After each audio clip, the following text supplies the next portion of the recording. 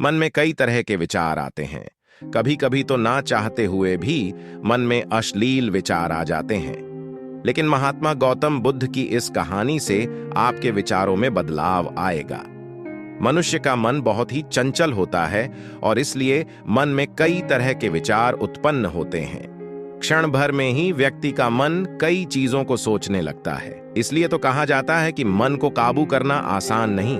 लेकिन गौतम बुद्ध ने मन को नियंत्रित करने के लिए एक मंत्र बताया कि गलत विचार आना गलत नहीं है लेकिन मुश्किल तब हो जाती है जब मन में अश्लील विचार आते हैं। कभी कभी तो न चाहने के बावजूद भी मन में अश्लील विचार आते हैं। अगर आपके मन में भी ऐसे विचार आते हैं तो गौतम बुद्ध की इस कहानी से आपके विचारों में जरूर बदलाव आएगा।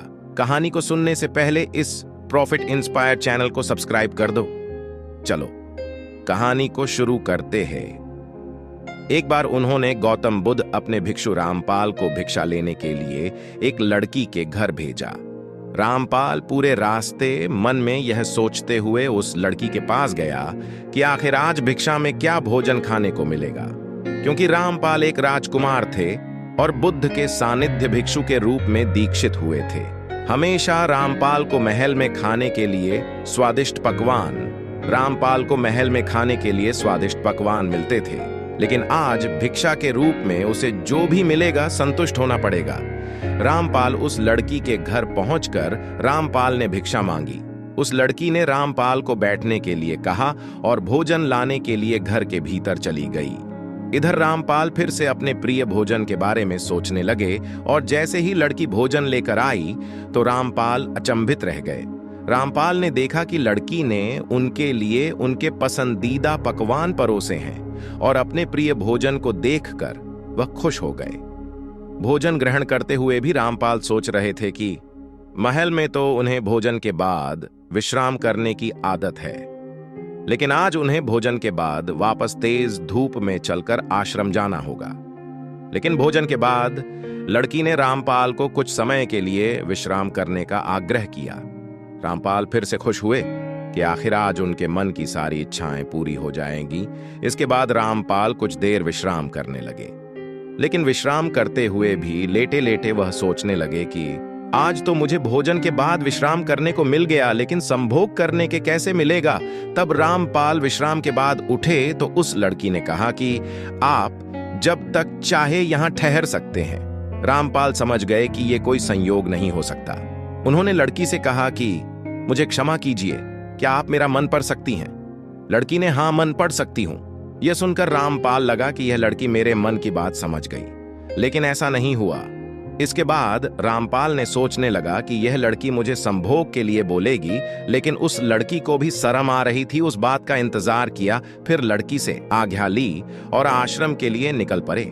रास्ते में भी रामपाल फिर से मन में आए विचारों का स्मरण करने लगे कि मेरे बारे में उसके मन में संभोग के विचार भी आए थे या ना ही, क्योंकि रामपाल का उस लड़की के साथ सेक्स करना चाहता था, लेकिन वह उस लड़की को शर्म के मारे बता ना ही पाया था। रामपाल ने आश्रम पहुंचकर गौतम बुद्ध से कहा कि अब मैं कभी भिक्षा मांगने के लिए नहीं जाऊंगा। बुद्ध ने रामपाल को पास बुलाया और कहा कि क्या हुआ है, तुम मुझे सारी दिक्कत बताओ।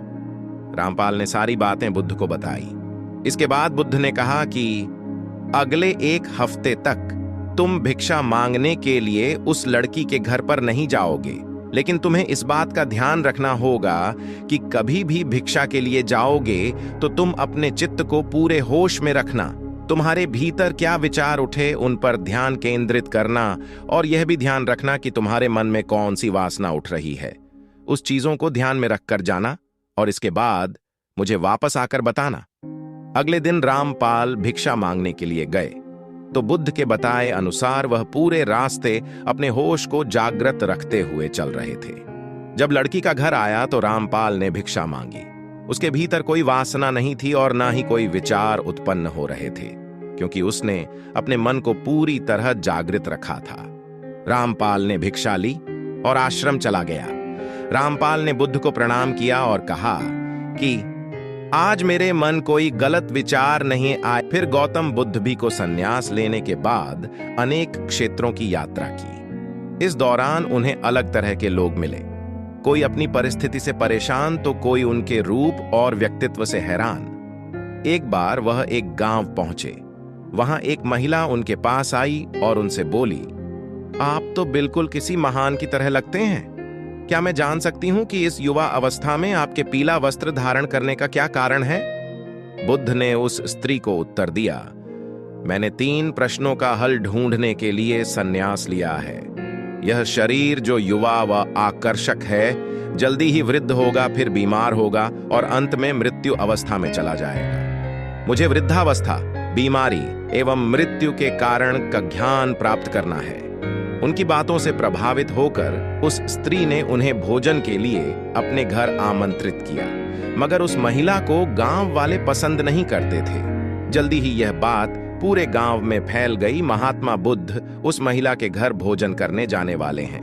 गांव के लोग उनके पास आए और आग्रह किया कि वह उस महिला के घर भोजन करने ना जाएं। कारण पूछने पर उन्होंने बताया कि वह महिला चरित्रहीन है। बुद्ध ने गांव के मुखिया से पूछा, क्या आप भी मानते हैं कि वह महिला चरित्रहीन है? मुखिया ने कहा, मैं कहता हूं कि वह महिला बुरे चरित्र वाली है। कृपया आप उसके घर न जाएं। बुद्ध ने मुखिया का एक हाथ पकड़ लिया और फिर उसे ताली बजाने को कहा। मुखिया ने कहा, मैं एक हाथ से ताली नहीं बजा सकता। मेरा दूसरा हाथ आपने पकड़ रखा है। ऐसे में एक हाथ से ताली कैसे बजाऊं?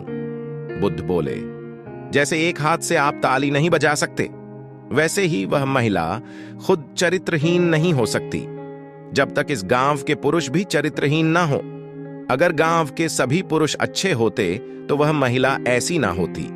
उसके ऐसे चरित्र के लिए यहाँ के पुरुष भी जिम्मेदार हैं। यह सुनकर मुखिया और गांव वाले लज्जित हो गए।